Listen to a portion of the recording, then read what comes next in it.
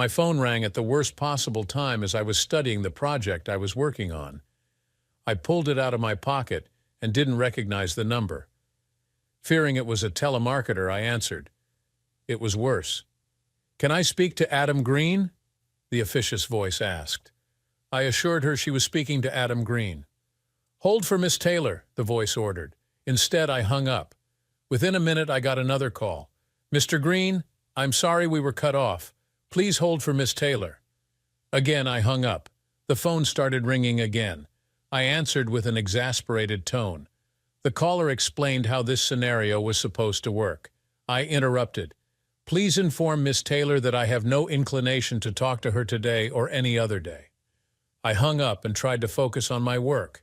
5 minutes later, the phone rang again. I saw the same number and let it go to voicemail. Soon, the icon appeared indicating a message. I didn't feel any need to find out what it was. I had decided on my course of action and began placing items. The phone interrupted again, and I turned it off. One of the first lessons I ever learned about power tools was to concentrate on what I was doing. It helped maintain safety and made time pass quickly. I focused on placing the two X 4 by 10 feet pine boards into a vertical parallel pattern with 16 in intervals between the studs. Then came the horizontal 2 by 4 S, one on top, two on the bottom. Using my measuring tape, I determined it was square and went at each stud, driving nails from the power hammer to secure the studs into the frame. I stopped to examine my work, decided it was acceptable, and lifted the frame upright, bracing it against the unfinished basement wall. Leaning against the frame, I quickly found one of the pre-drilled holes I had made in the horizontal bottom board, grabbed the second air hammer, and drove the long concrete nails all along the bottom. A quick look with my level showed it was okay, and I quickly braced the top. Another check to ensure it remained square, and I stepped back to observe the result. By itself, it didn't look like much in the stark, empty basement, but I had made the frame and had it up within 15 minutes. At 4 frames an hour, I should complete the framing this evening and be one step closer to completion. I was glad the earlier projects of running the conduit lines, electrical wiring, and HVAC ductwork had worked out well. Thank God the plumbing was already installed, so that was one headache I wouldn't have to worry about.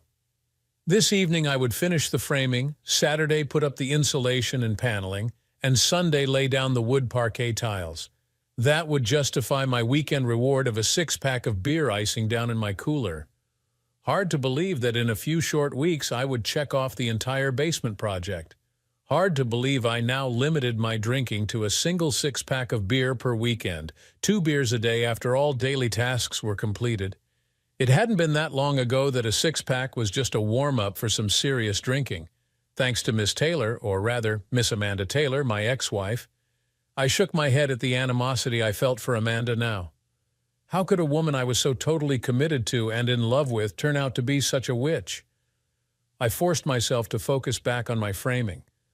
The more I worked, the less time I had to think, the sooner I would get through so I could jump into a hot shower and then knock down the 2 long necks and head to bed. If I was lucky, there would be no dreams. That was the crux of my existence nowadays, stay busy, so there was no time for the pain. It was a hell of a way to live, but it beat dying every day. With that last thought, I began preparing the boards for the second frame and the third and the fourth and so on down the line. I staggered upstairs for my libations and a hot shower before bed. When I woke up, I remembered to turn on my cell phone again. 20 freaking calls and voicemail messages, all from the same source as yesterday. I dumped all the calls without bothering to listen to whatever demands Amanda's secretary thought were necessary. As I dressed, I was cheered by the fact that I wouldn't be bothered for the weekend. I went on my computer and checked a few pressing business situations, sent out several emails on how to deal with them, and went downstairs. A quick trip to the kitchen provided me with my bowl of Wheaties, and I munched down my breakfast of champions. With a sigh, I trudged back downstairs to the basement, put on my mask, and started installing the rolls of insulation to the frames. I had a portable radio tuned to a classic rock station, and I whiled away the hours, interspersing the songs with the noise of my labors and the occasional profanity slipping from me. By mid-afternoon, I had completed the insulation installation and went upstairs to fix a sandwich. As I ate the turkey sandwich, I stared outside at the gloomy, rainy February day. It reminded me of another rainy February day from last year. I remembered standing drenched outside my in-laws' house after landing in Philadelphia on Christmas morning.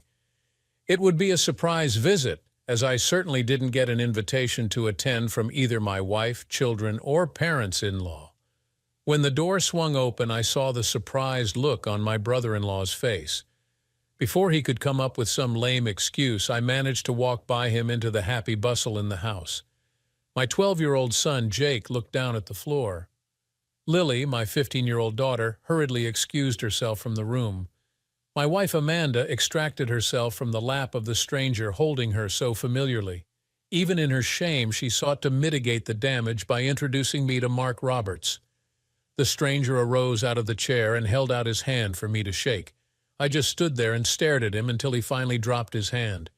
Meanwhile, my dear mother-in-law scurried into the room to ensure nothing dramatic would happen. I thought at least I was getting her carpet wet as the raindrops continued to drip off my trench coat.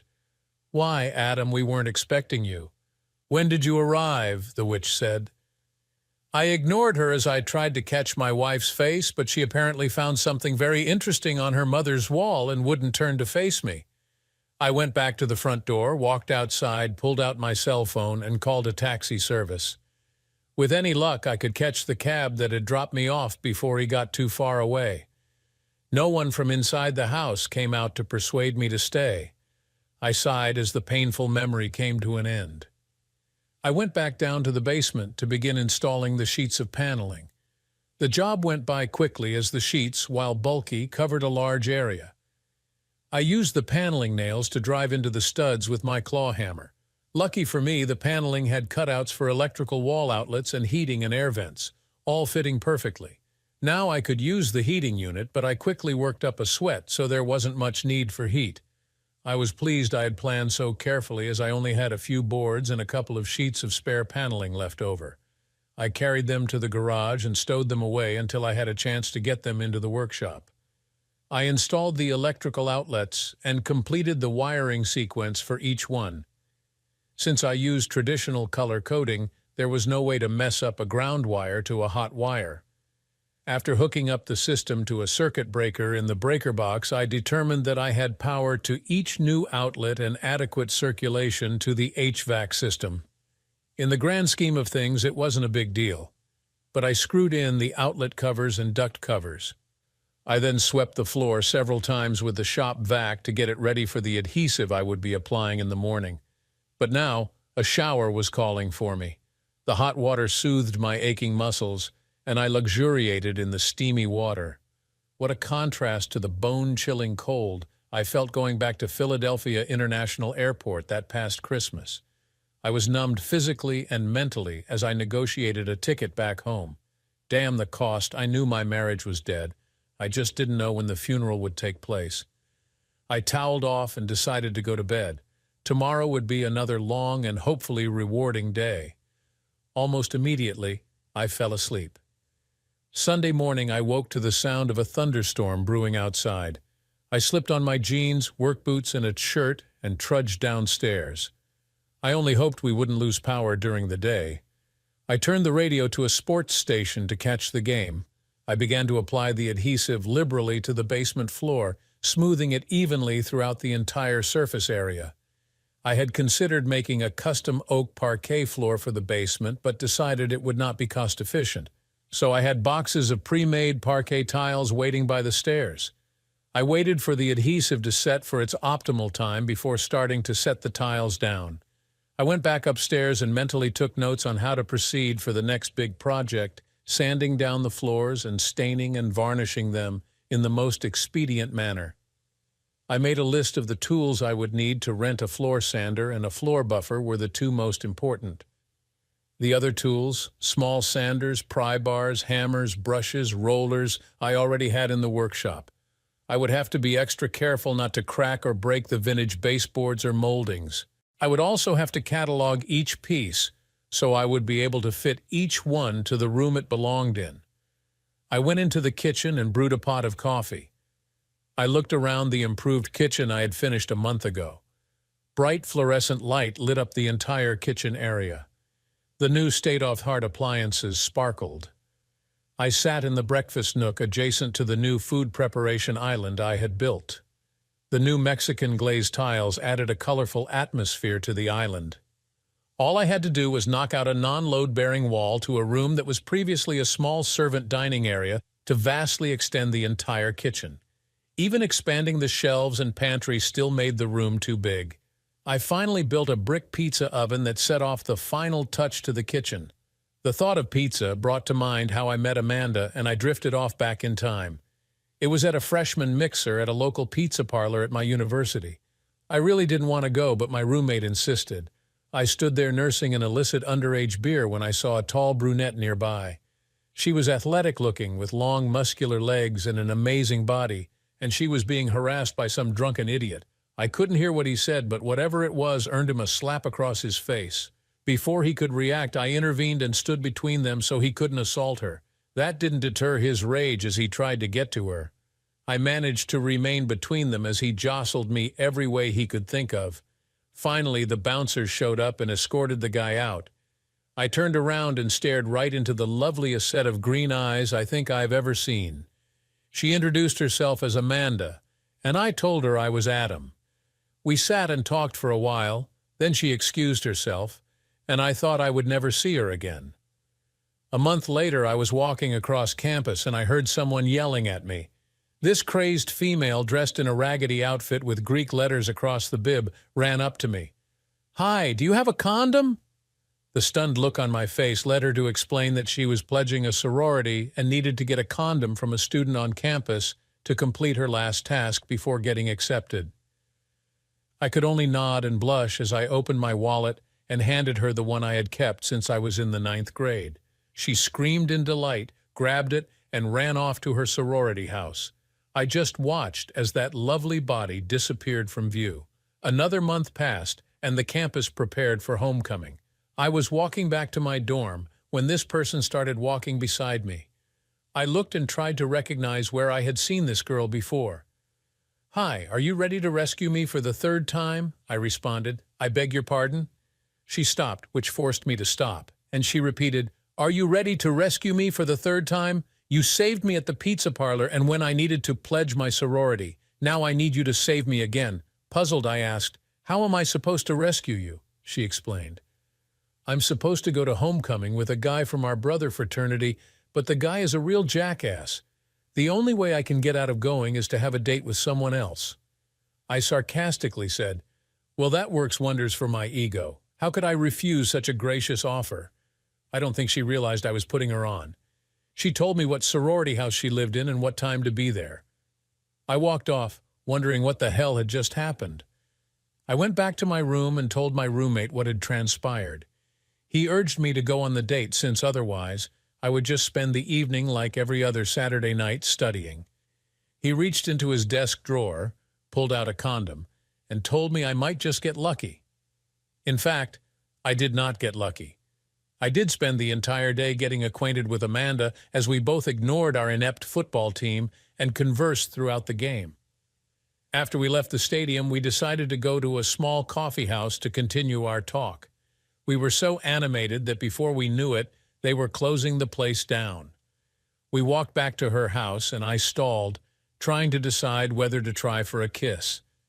Amanda decided for me as she told me goodnight and walked away without even a peck on the cheek. I took that to mean that I didn't really make the grade as I walked back to my room.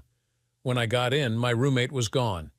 I had grown accustomed to not expecting him to appear back before Sunday evening. I lay on my bed and fell asleep thinking of those green eyes. All next month I tried to call Amanda, only to be told she was unavailable. Word got back to me that she had started dating some other fellow. I was sad that I had lost out before I even had a chance to get into the game. A clap of thunder shook me out of my reverie of Amanda, and I went back to the basement, laying down the tiles in the tongue and groove set on the sides of the tiles. I halfway listened to the game and only stopped to retrieve a new box of tiles. When I got to the end of the floor, I stood and looked at the tiles, pleased at how they complemented the paneling. Not wanting to stop, I nailed down the miter baseboards and voila, it was finished. Now all I had to do was install the track lighting and the crown molding, and it would be done except for decorating the basement, but that was for another day. Today, I would celebrate. The business week would start in the morning, and I would focus solely on making money during those hours. Perhaps in the evenings I would complete some small jobs around the house that weren't worthy of wasting a weekend on. Then Friday, the cycle would repeat as I continued to stay busy working on the house. That Friday, I went to the hardware store and picked up the rented floor sander and buffer in my work pickup truck. I also purchased enough coarse, medium, and fine-grade sandpaper pads to complete both floors of my house. Throughout the week, I had spent the evenings carefully prying up the molding and baseboards in all the rooms. I had cataloged each piece and already sanded them down. All I would have to do was sand the areas using the sander, since the baseboards and molding would conceal the area close to the walls. I wouldn't have to sand exactly to the walls. My phone rang, and I saw yet another call from Amanda's office. Sporadically through the past week, I had received calls from her so much that I finally put the number on speed dial so I could instantly recognize it. That got me thinking of a Friday phone call a long time ago. I was studying when the dorm phone rang. I figured it was for my roommate since he was the only one to get calls, but he had already left, so I answered and was ready to take a message for him. "Where the hell are you?" the voice screamed at me. Taken aback, I said, "Who is this? What do you mean, who is this? This is Amanda." "Now, where the hell are you?" Pissed off, I said, "Well, you called me. Where the hell do you think I am? Look, just get over here pronto." I debated not going, but the enticement of seeing her was too persuasive, so I wound up at her sorority house. I gave my name and waited. Soon I saw Amanda in the hallway, apparently arguing with some guy. The conversation was quite animated as she pointed at me, which earned a look of loathing from the guy. She stormed outside and said, "We gotta go," and started leading me away. After a distance, I stopped and said, "Can you tell me what the hell this is about?" She looked angrily at me and said, "That fraternity creep was bothering me again." "And how is that my fault?" I asked. "I needed help," she yelled. "Why didn't you call your boyfriend?" I turned and walked away. I wound up back at the coffee house where we went on our homecoming date. She came in and sat down beside me. She started talking, and before I knew it, I was over being pissed off. Then she told me she wanted to see me, but with one small caveat. "Look, I'm attracted to you, but I'm not ready to be tied down to one guy, so I want to date you as well as others. If this is meant to be, then we will both know it. Can you handle that?" I wasn't too thrilled with the idea of sharing her with anyone. Then she leaned over and kissed me, and I knew I was a lost soul even then. Some weekends I was lucky enough to get a date with her, and other weekends I would languish back in my room, torturing myself with thoughts of her with someone else. After 4 months, I finally had sex with her in her car, and I was even more smitten. Try as I could to convince her, she still refused to stop dating others. That convoluted merry-go-round went on for the next 2 years until one day she came up to me. "I'm pregnant." The earth stood still. She continued to look at me and said it was mine, and I knew what she expected me to do. Mentally, I was screaming inside. I had 1 more year to get my BA in business, then I would get my MBA and go collect a large salary. Then I would be in a position to propose to Amanda. Now was way too soon. Amanda's plan was to get her degree in history and apply to law school. That meant 3 more years for her as well. Now, all of a sudden, plans would have to change. We started talking and came up with a solution. We would have a quiet wedding. I would go out to work and support her through law school. When she got a job, she would support me while I got my MBA. Then we would live happily ever after. That was when the shit hit the fan. I met her mother, also known as the Evil Witch of the North. She screamed at me for ruining her daughter's life from day one and never let up on me since then. My grandmother, who had raised me, also had reservations about the marriage, but limited it to insisting that her house, which I would eventually inherit, be protected by a prenuptial agreement. Amanda was pissed about that, but my grandmother insisted, and she finally signed off on it. We had our quiet shotgun wedding and began living together. That last year in school was rough with Amanda's pregnancy and me trying to support us with any number of odd jobs that came along. I mowed yards, did small home repairs and contract labor. Nothing was too low as long as it brought money to the table. Somehow we made it through and we both graduated. Amanda gave birth to our daughter Lily and was accepted into law school. Amanda's mom flooded her house with graduation pictures and pictures of the baby. I wasn't included in any of them. I had lucked into a stock brokerage internship, which meant I did all the crappy jobs none of the brokers would do, but I persevered, from doing cold calls to going out to get lunch deliveries. By persevering, I wound up getting my broker's license and began trading stocks under the supervision of a senior broker. As my expertise grew, so did my salary. I started to notice, despite every promotion, we were still unable to save any money as Amanda would find new opportunities to spend every dime I got. Then came her third year in law school, and she announced she was pregnant once again. 8 months later, our son Jake was born. Now I was responsible for caring for a newborn, a 3-year-old toddler, and a wife focusing on law school finals and then taking the bar. The times were countless that I held my temper as Amanda or her mother would gripe about something.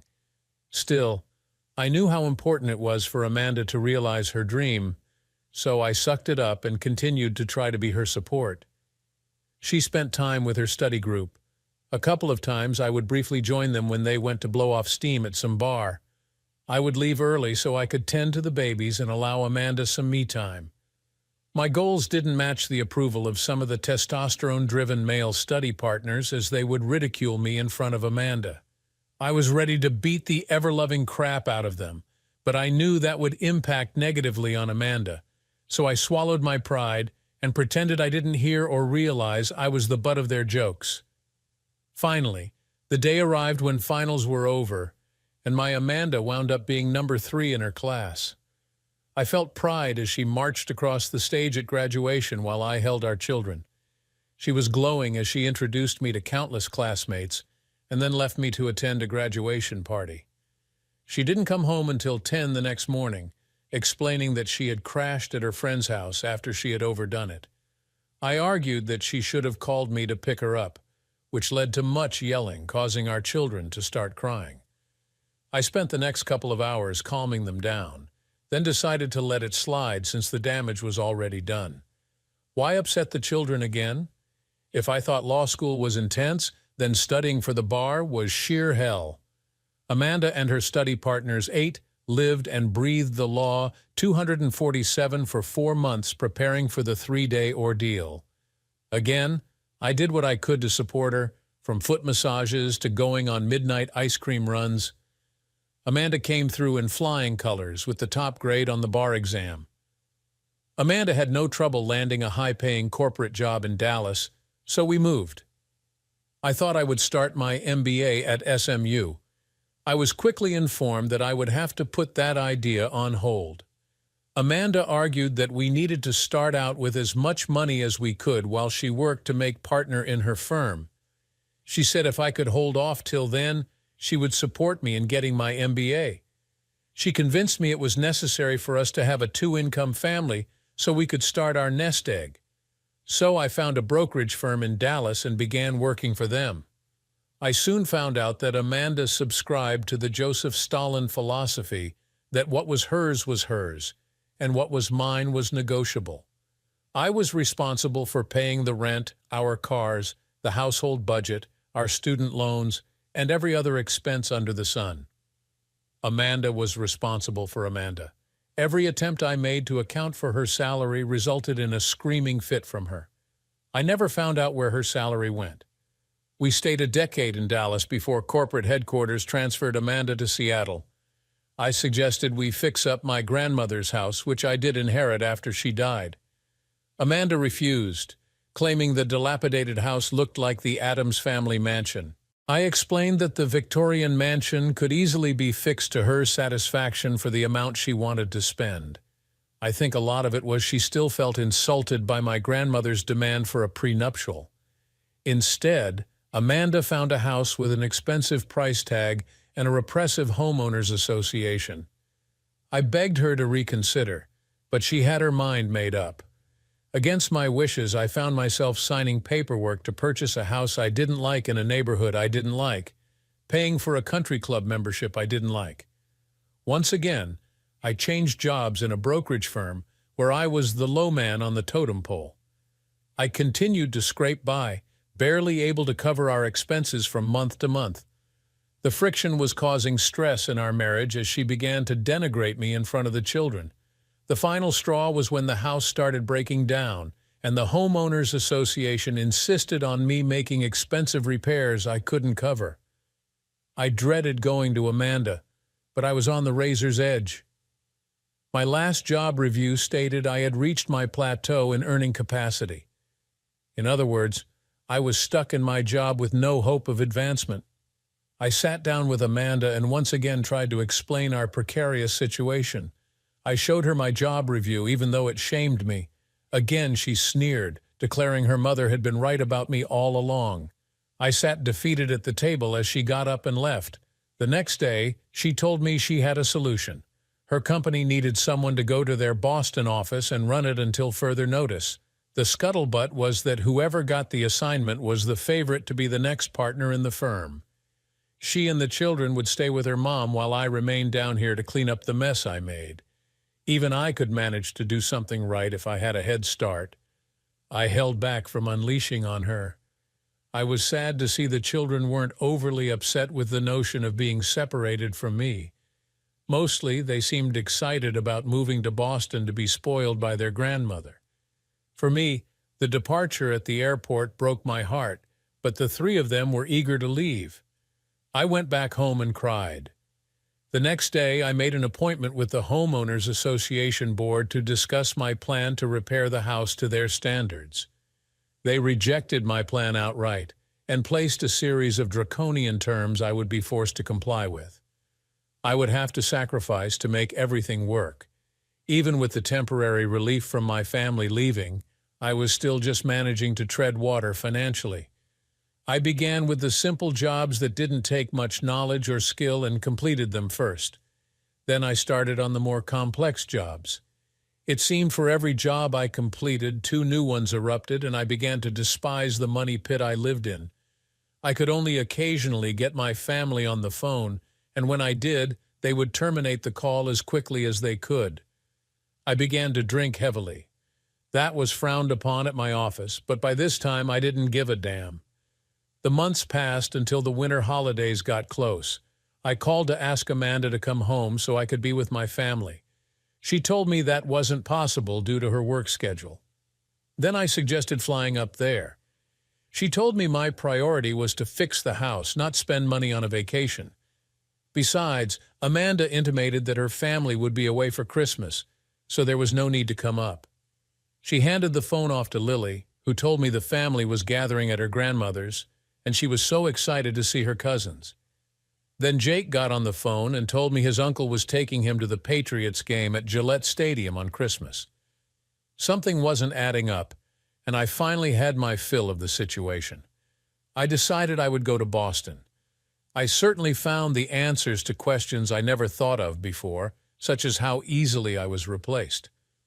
The worst answer was when Lily turned 18. I had tried in vain to contact her and Jake after my trip to Boston a number of times, leaving countless voice messages begging them to call me. They never did return my calls. 2 weeks after Lily's birthday, I got a large manila envelope in the mail. Lily had filed in Suffolk County to change her name from Lily Green to Lily Roberts. Her reasoning was she wanted the name of her biological father, Mark J. Roberts. Attached were affidavits from Lily and Mark Roberts, which alleged they had begun an intimate relationship in college through law school, resulting in the birth of their daughter. This was confirmed by notarized DNA results from 3 reputable labs. Included was the file-stamped copy of the judge's order granting the name change. Right then, I knew that when Jake turned 18, I would get a similar surprise. Then I got the call from Amanda. She asked if I had received a package in the mail, and I told her I had.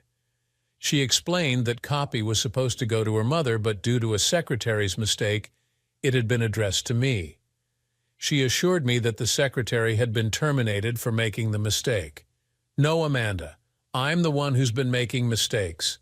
The problem is I've been making them for more than 20 years. I hung up the phone, and soon after that, I got served the divorce papers.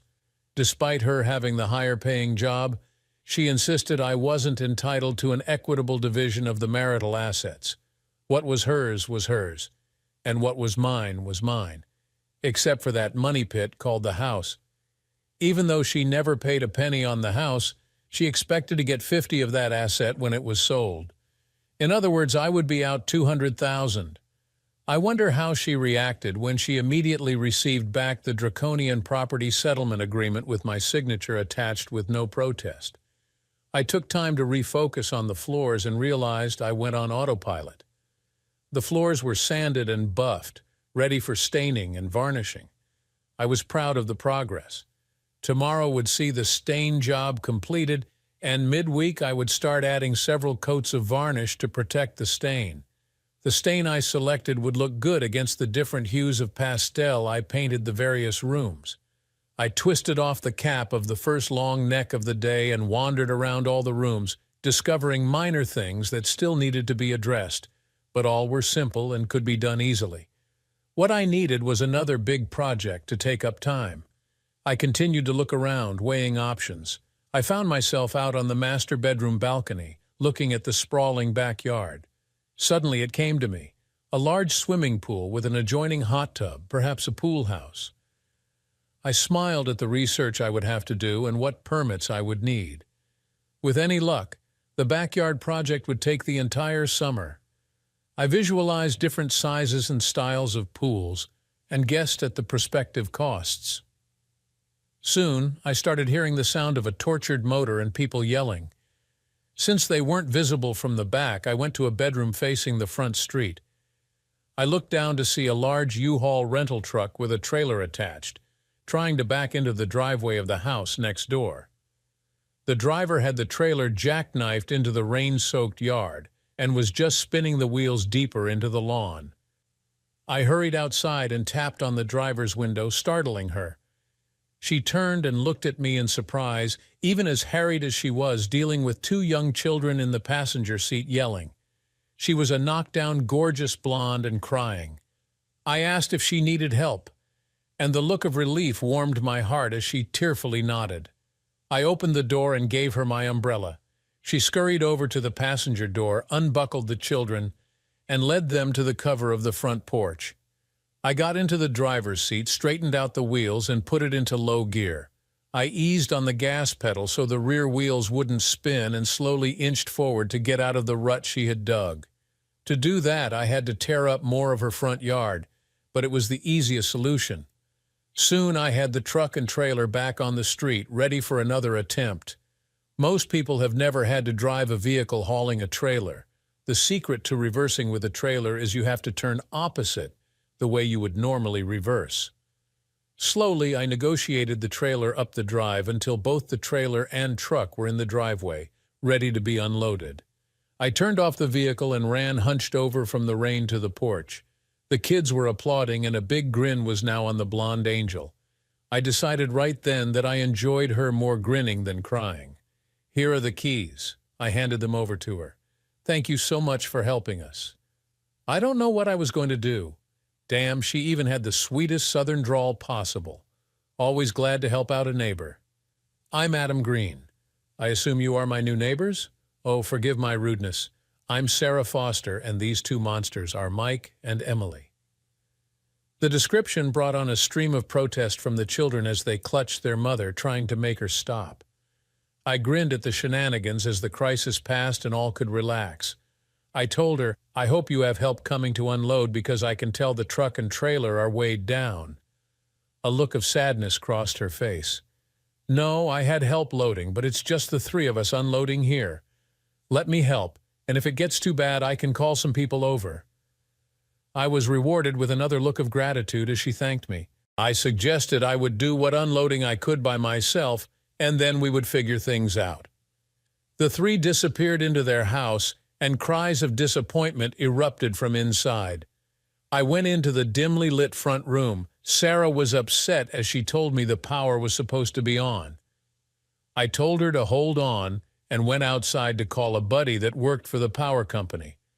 I gave him the address, and he said he remembered that particular job for installing the meter, but no one was home, so, under company policy, he had left.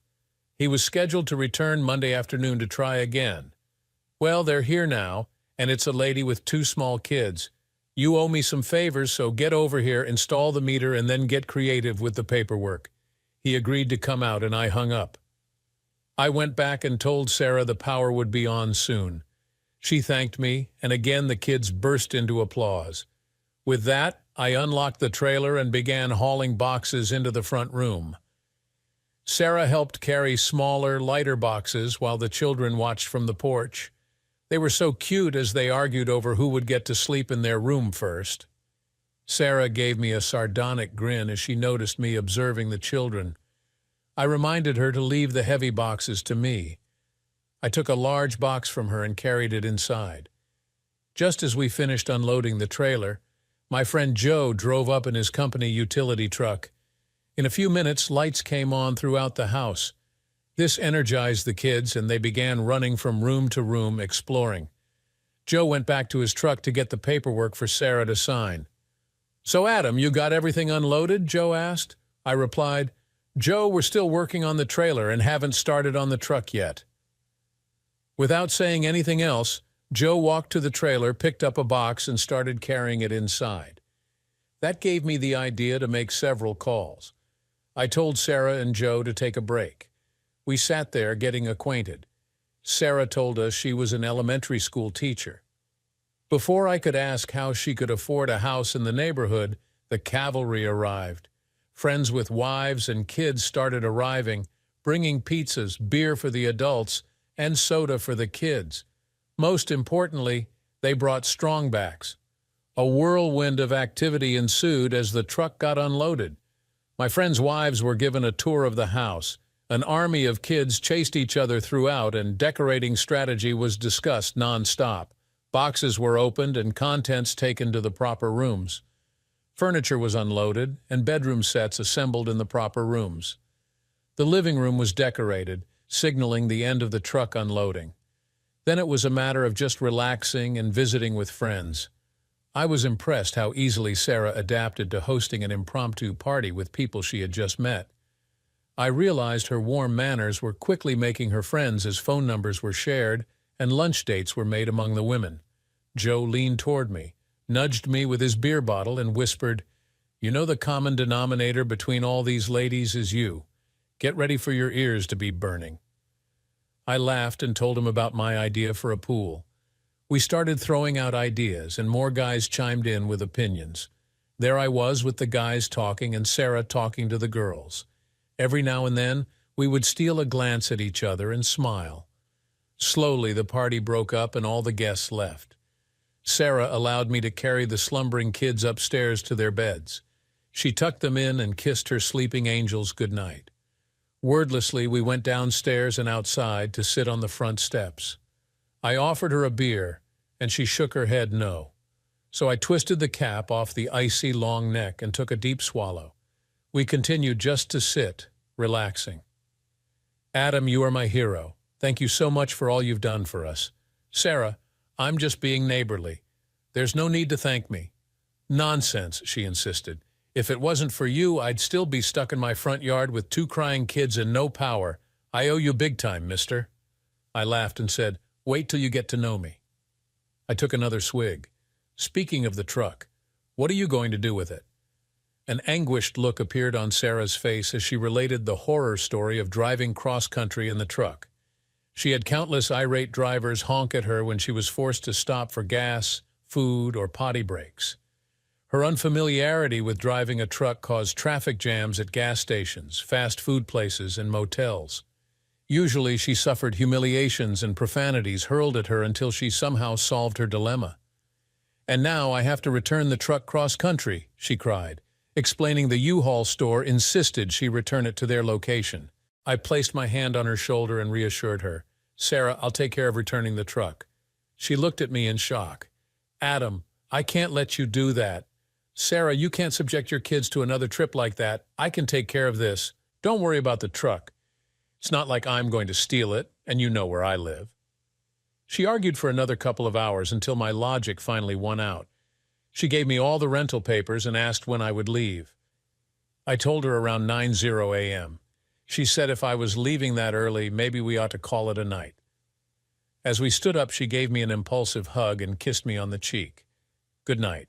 She was inside before I could react. I had a warm glow as I walked home. The next morning, I knocked on Sarah's door. She opened it, and I was beset with twin typhoons hugging my legs, calling me Mr. Adam. I laughed, picked them both up, and carried them inside. Sarah nervously handed me the keys and an envelope full of 20 bills. She explained it was for gas money and a bus ticket back home. "Adam, please be careful," she told me as I fired up the truck and backed the trailer down the drive. "When will you be back?" she asked. I smiled. "Sooner than you think." I drove toward the interstate, and right before I got to the on-ramp, I turned into the local U-Haul store. I walked inside and saw the person I wanted to deal with. "Hi, Adam. What's up?" The store manager shook my hand. "Hi, Perry. I'm returning a truck for a friend." I handed him the paperwork, and he studied it. "Adam, this says it was supposed to be a round-trip rental. The truck and trailer are due back there." "Well, Perry, things have changed, and this needs to be a one-way rental. I'll pay whatever extra is due for changing the terms." "Okay, let me clear this with the originating store." While I waited, I noticed Perry engaged in an escalating conversation. Finally, he yelled he would damn well accept delivery of the trailer and truck and slammed the phone down. He walked to me and said, "Not a word from you, Adam." I just smiled and handed him the keys as he inspected the truck, then a credit card to cover the change from a round-trip rental to a one-way. He handed me a receipt, and I thanked him, violating his order. Then I called a taxi. 30 minutes later, I got out in front of my house. As luck would have it, Mike and Emily were playing outside. Once they saw me, cries of Mr. Adam filled the air. A grimy Sarah came outside to investigate, her eyes widening in surprise. "What happened? Please don't tell me you had an accident." I laughed and told her I was back from dropping off the truck and trailer at the local U-Haul store. She frowned. But back home they told me I had to contract it for a round trip. They wouldn't let me have it unless I returned it. Sarah, when I talked to the local U-Haul manager, he called them and explained the change in circumstances and got them to agree to allow him to accept the delivery of the truck. Okay, it was a lie, but it didn't hurt anyone except the jerks that rented the truck. It solved a problem. At any rate, Sarah smiled as I gave her the receipt, signifying the transaction was complete. "Looks like you're having fun." I indicated her dirty clothes. She told me she underestimated the complexities of the house. I told her if it got too bad to come over and get me, and I'd help her out. I then gave back the envelope of cash she had given me that morning and walked back to my house. Despite losing half the morning, I soon had the entire second-floor stain applied and started on the first floor. The therapeutic release it gave me was now counterbalanced by thinking of the enticing blonde next door. I realized I was humming as I applied the stain. It had been a long time since I felt like humming. A knock on the door ended my humming, and I opened it to an anxious Sarah. "I have a plumbing emergency. There's water leaking under my toilet. Can you help me? Let me grab some tools, and I'll be right over, Sarah." I quickly gathered up the tools I suspected I would need and went next door. Mike and Emily were waiting for me at the door and shouted the arrival of Mr. Adam to the world. They led me upstairs to the master bedroom, where I found Sarah in the bathroom, furiously wiping up water with a towel, wringing it into the sink. Setting my tools down, I knelt and turned off the water at the valve. I then flushed the toilet to empty the tank and bowl, bringing another flood of water to leak out. I told Sarah I would handle it. She moved away, trying to remove the bra and panties hanging from the shower rod without me noticing. I pretended not to see her doing it as she stood in the doorway. From practice, I quickly had the tank disconnected from the water line and removed from the bowl. Then the bowl was off, and as I suspected, the wax ring had failed. I removed the remnants of the old wax ring and replaced it with a spare ring from my own renovations. All the while, I explained what I was doing to Sarah. I caulked around the bottom of the bowl and carefully placed the bowl on the flange. I pressed down on the bowl and told Sarah to sit on the toilet lid. She giggled as I told her that her weight would ensure the wax ring sealed properly as I moved around, screwing the bolts to the flange screws. I got the crazy idea of screwing her even after I was sure the ring had sealed. I kept her sitting despite the awkward positions. Finally, I had to tell her to get up so I could reattach the tank. Soon, it was bolted on, and I turned the water back on and did a test flush. There was no rush of water, and Sarah yelled victory. I finished with another bead of caulk around the bottom. After that, it was just a matter of mopping and cleaning up. She moved to hug me, but I indicated my soaked clothes. "Let me wash them," she cried. I reminded her I would be running around naked, and she blushed. She said she would like to treat me to a meal, but without her car, she hadn't had a chance to shop for groceries. She and the kids were surviving on delivery food.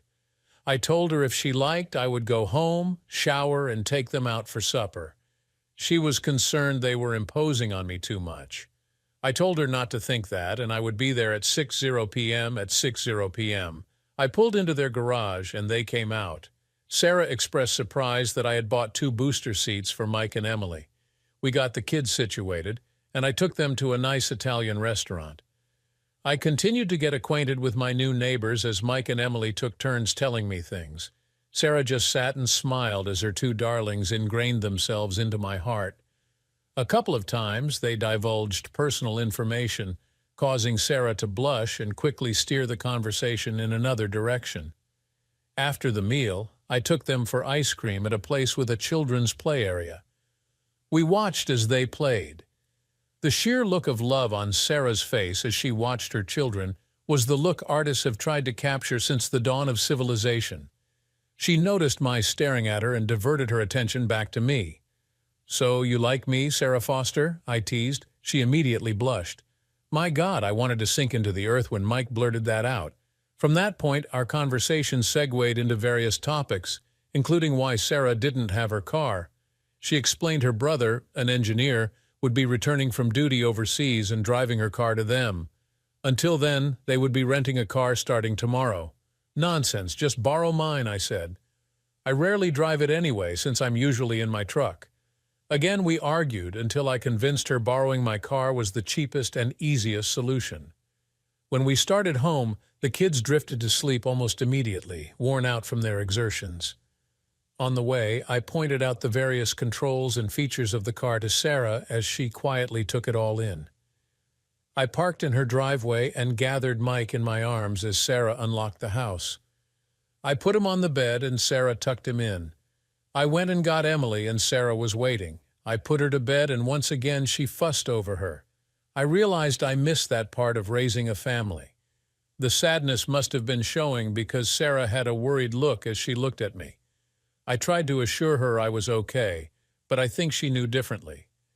As I placed my car keys in her hand, she gently touched my cheek with her other hand and, raising up on tiptoes, gave me a soft goodnight kiss. I couldn't be sure, but I think I levitated all the way back to my home. Monday found me back at my job, but I couldn't concentrate thinking about Sarah. I turned off my computer and began doing various odd jobs around the house, including finishing the staining of the first floor.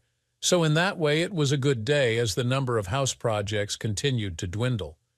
It wasn't that I could see the light at the end of the tunnel, but I was quickly approaching the tunnel nonetheless.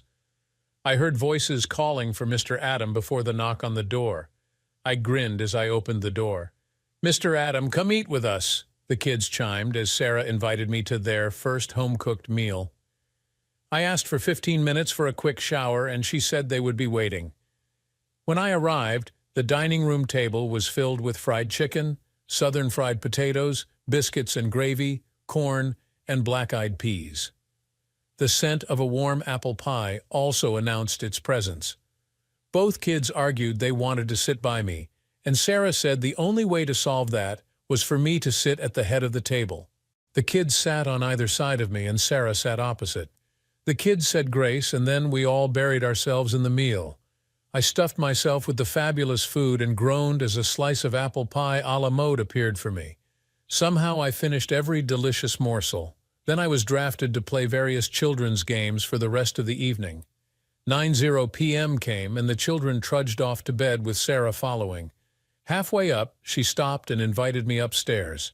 I went up and read a bedtime story to Mike while Sarah did the same for Emily. As they slept, we sneaked downstairs and Sarah put on a pot of coffee. As it brewed, we cleaned up from the meal and soon had everything in order. She poured a large ceramic mug full for me and asked how I took it. When I told her black, she wrinkled her nose as she poured cream into hers. She handed me the mug and we walked outside to the porch swing. It was an unseasonably agreeable February night. As we sipped the steaming coffee, we started talking about Mike and Emily. Before I knew it, I was telling her about Lily and Jake. Then the floodgates spilled open as I told her about the flaming wreck my family and life were. When I finished, Sarah's eyes pooled with tears of sympathy, and she placed her head on my torso, consoling me. It was pleasant to have someone empathize with what I had been going through. Then, in a quiet, soft voice, she told me what brought her and the children cross-country. She had lived an ideal childhood, was the homecoming queen, and married her childhood boyfriend. They went off to college, got their degrees, and then began raising their family. Somewhere along the line, the train ran off the tracks. They began to argue, mostly about his flirtations with other women. The flirtations escalated to full-blown affairs, and the arguments became physical. Luckily, the children were too young to understand the drama. The word figured more and more into Sarah and her husband's conversations when they were talking. Then came the fateful call one night from the police. A young woman driver had been killed in a one-car accident. Thrown out of the wreckage was her deceased husband. From all indications, they were involved in a sexual act at the time of the accident. From that point, a hellish existence of dealing with the situation ensued. Her in-laws blamed Sarah, the dead girl's family blamed Sarah, and to a certain point, Sarah blamed Sarah. The estate slowly moved through probate as the in-laws' legal maneuvers ate into her late husband's assets. Then the dead girl's family filed a lawsuit, and Sarah was forced to countersue. Somehow she waded through the gauntlet, and when all the dust settled, she decided on a clean break. She researched all regions of the country to relocate, and karma led her to my neighborhood. She used all her money to purchase her house, and now all she had left was the promise of a job in the school district and an underperforming hedge fund account she would have to dip into to cover expenses until she started her job. One thing she hadn't counted on was the house repairs, which also ate away at her savings. Through it all, she still had no regrets for moving here. We sat silently, contemplating as the swing slowly swayed. Then I told her I wanted to look at her hedge fund account. I was sure I could get her stock portfolio back on a successful track. She got up, went inside, and returned with a file. I took the papers and told her I would look at them overnight. She told me to keep them and bring them back tomorrow night at supper. Then she gave me another goodnight kiss. As soon as I got home, I started studying her hedge fund account and became aware of all the unethical ways the manager used to enrich himself. Not only was he a crook, but he was an incompetent one based on his stock selection. I had no doubt I could effect a 30 positive change in her account in the first year alone. I began redlining things to point out to Sarah tomorrow and went to bed still thinking about her kiss. Supper time found me at Sarah's for another tasty meal, followed by more children's games and bedtime readings. This time I read Emily to sleep, tucked her in, and told her good night. The night was colder and precluded being outside, and I needed the table to spread out my analysis spreadsheets and projections for Sarah. I had it all laid out as she came downstairs, started another pot of coffee, and asked what I found out. I told her she was being cheated and I could help her as I began to explain in detail. She started walking into the den. I asked what was wrong. She replied nothing was wrong, that she trusted me, and there was no need to explain. She wanted me to come into the den and relax. I followed her and we sat and talked into the night. As the fire died out in the fireplace, I realized despite the age difference, I was much more comfortable with Sarah than I had been with Amanda. As we kissed goodnight, I left with her signature authorizing me to take over her stock account and a standing invitation to supper. As soon as I woke up, I began to get Sarah's financial situation stabilized. I called her former broker, told him he was fired, and I was handling the account. He started getting disagreeable until I mentioned perhaps I needed to call the SEC. Those magic words brought an entire change in attitude, and I got him to agree to reimburse Sarah every fee he had charged, to the tune of $5,000. Within minutes, I had electronic confirmation of the change in her account. Not bad for 10 minutes of work. I began to restructure her portfolio, dumping some real loser stocks and reinvesting in blue-chip stocks. The remainder I put into aggressive volatile stocks, which would require constant monitoring, but if handled properly, would give her a great return. Even better, I wouldn't charge her a broker fee on any transactions. By the end of the day's trading, I was pleased with my performance. I went next door for supper with a happy heart. When I began to broach the subject to Sarah, she stopped me and told me she trusted me, and I didn't need to worry about giving a daily account. So I continued trading on her account and seeing her every night.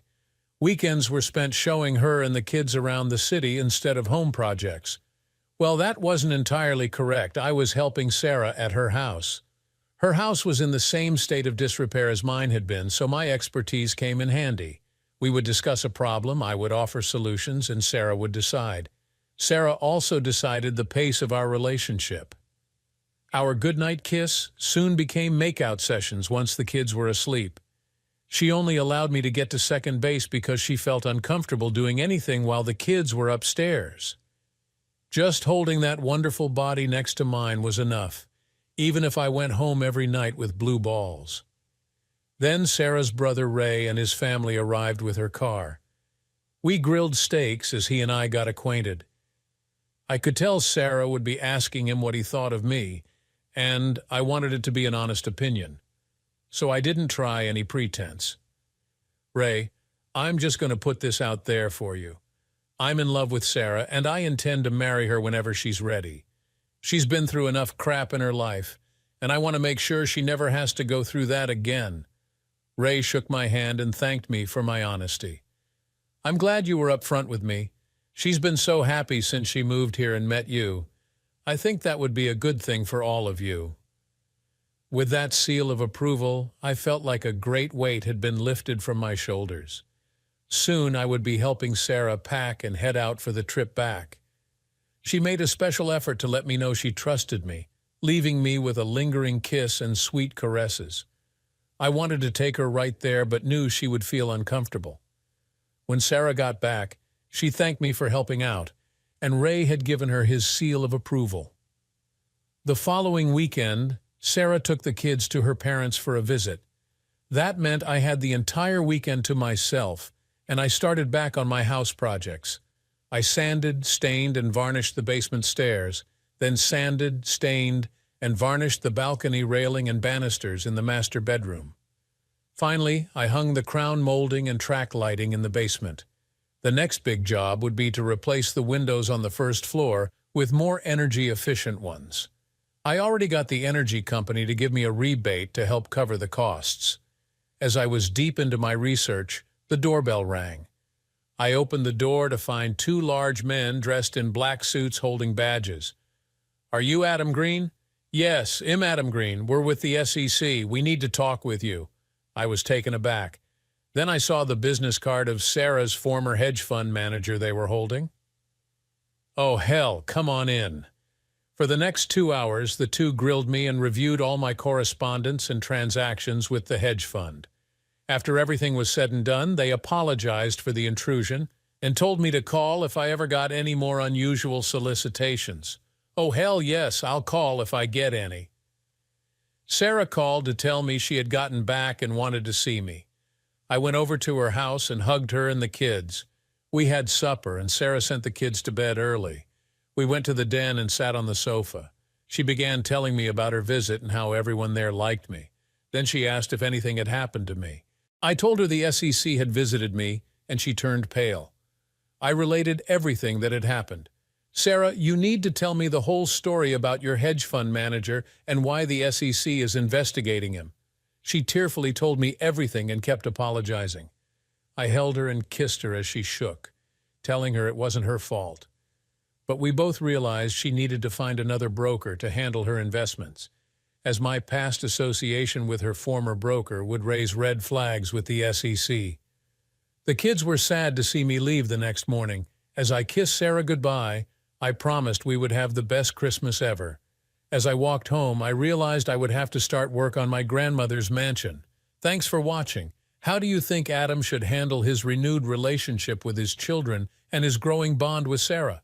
Let us know in the comments below. Make sure to like, subscribe, and hit the notification bell so you don't miss any updates. See you in the next video.